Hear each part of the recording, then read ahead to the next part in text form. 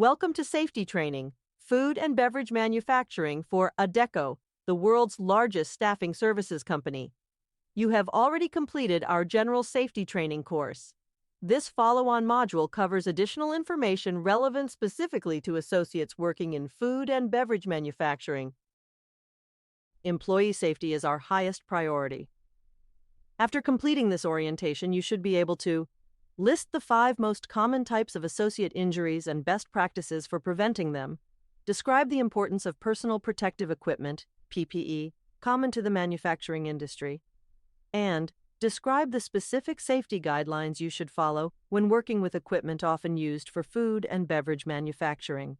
Please note that for the remainder of this video, when we say Adecco, we are referring to the Adecco Group. To begin, let's consider some general protocols and procedures to keep you safe at any worksite in the food and beverage manufacturing industry. Food and beverage manufacturing operations involve the production of goods using various processes and equipment. These operations can pose various hazards to associates, including physical, chemical, and biological hazards. To ensure associate safety, it is important to follow safety protocols and guidelines, such as wearing personal protective equipment, properly handling hazardous materials, and using equipment safely. Additionally, associates should be aware of emergency procedures and know how to respond in case of accident or injury. Regular safety training and communication can help prevent accidents and ensure a safe work environment. In this section, we'll explore some common associate injuries, as well as some strategies to keep yourself safe while on the job.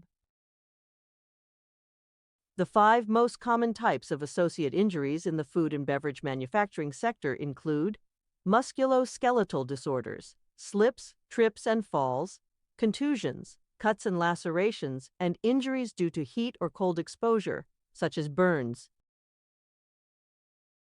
Musculoskeletal disorders are injuries caused by wear and tear on the body's muscles, nerves, tendons, joints, cartilage, and spinal discs. Strategies for preventing MSDs include use ergonomically designed tools and workstations. Ergonomics is the process of designing the workplace and job demands to match the physical capabilities of the worker.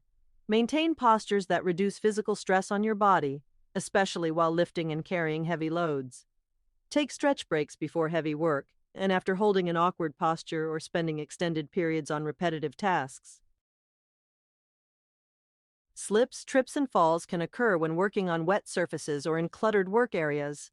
Strategies for preventing slips, trips, and falls include keep floors and walkways clean, dry, and free of clutter. Wear slip-resistant footwear. Keep work areas well lit, and heed wet floor warning signs. Contusions, commonly called bruises, are caused by forceful contact between an associate and an object or piece of equipment. These are sometimes called struck by, struck against, or struck on injuries. Strategies for preventing contusions include wear clothing that makes you easy to see, such as reflective safety vests. Wear PPE such as hard hats and steel-toed shoes in environments, such as warehouses, where falling objects could be a hazard. Be careful moving through areas crowded by inventory or machinery.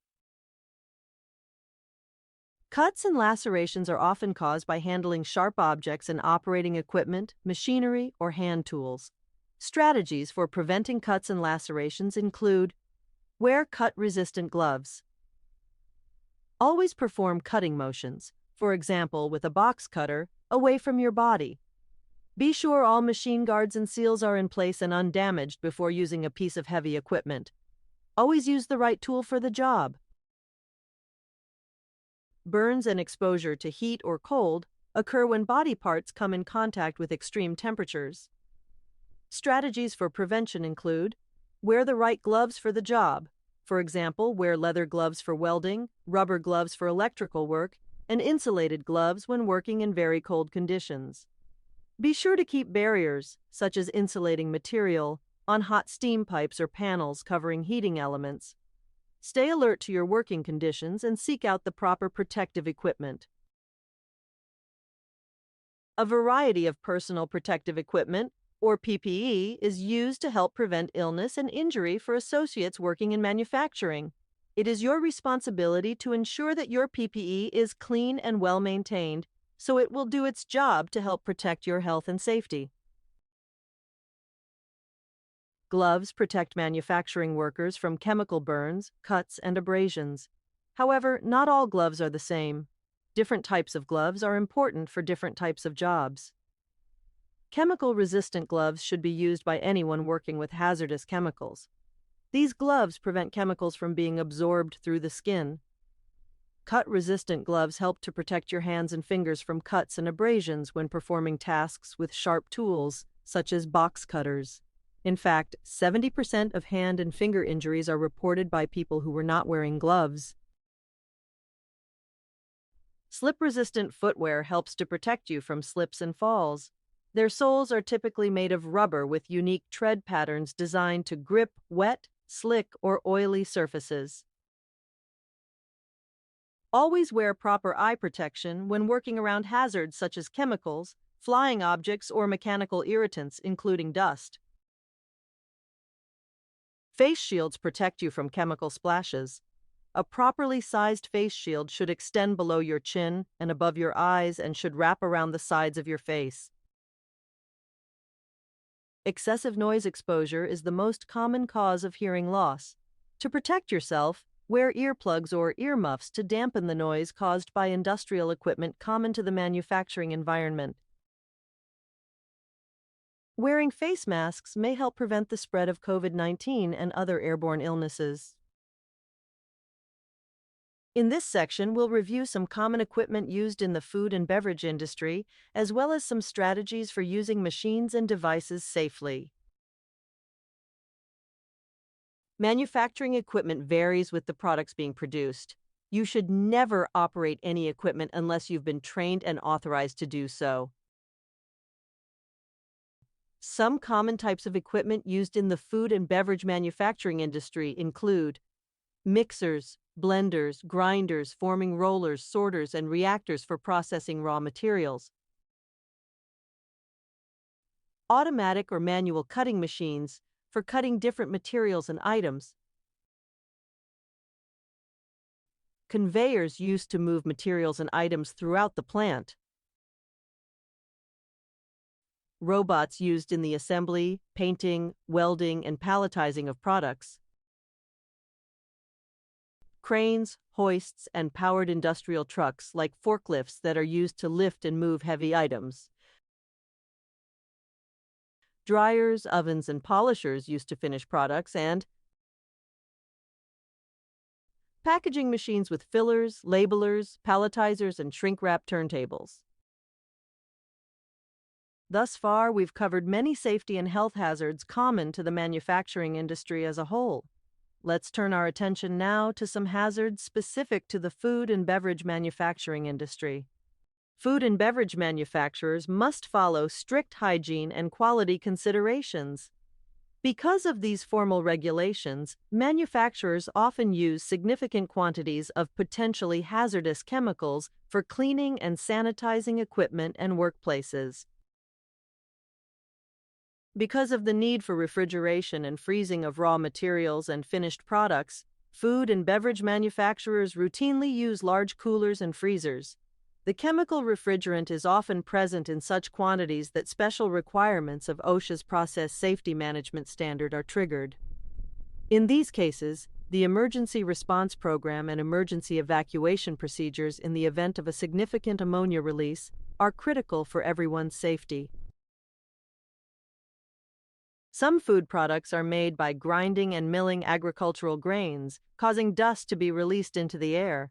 In the right circumstances, these fine particles can result in a combustible dust explosion.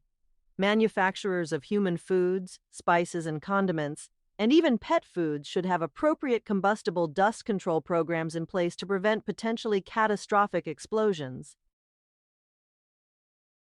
Beverage manufacturers, especially those producing wine, beer, and spirits, often use large numbers of tanks for storage and fermentation that must be regularly cleaned and maintained. Workers are often required to enter these confined spaces. because of the potential for a hazardous atmosphere inside the tank that might lack sufficient oxygen or contain lethal concentrations of gases such as carbon dioxide. The employer must develop and strictly enforce the elements of an OSHA-compliant, permit-required confined space entry program. Time for a short 5-question overview and knowledge check. Question 1. Which of these injury types are common to the manufacturing industry?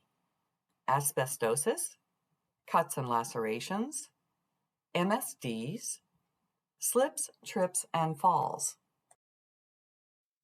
The correct answers are cuts and lacerations, MSDs, and slips, trips, and falls. True or false? You should never use any tools, machinery, or equipment unless you've been trained and authorized to do so by Adecco and your client supervisor. The correct answer is true.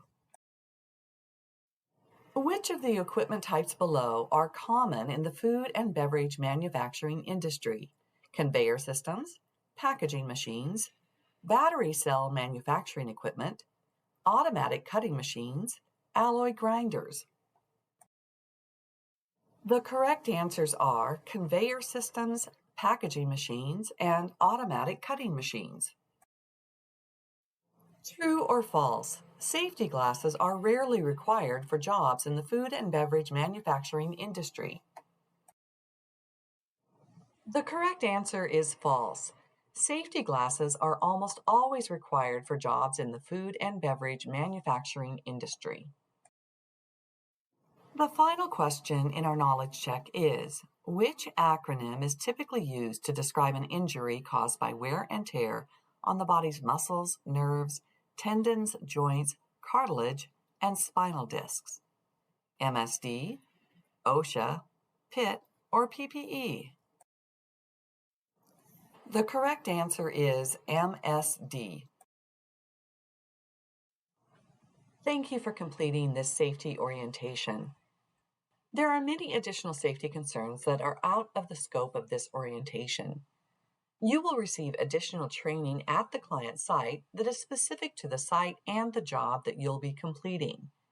Your job safety is ultimately up to you. If you have a question about the safety of your job assignment or equipment, reach out to your Adecco representative or client supervisor.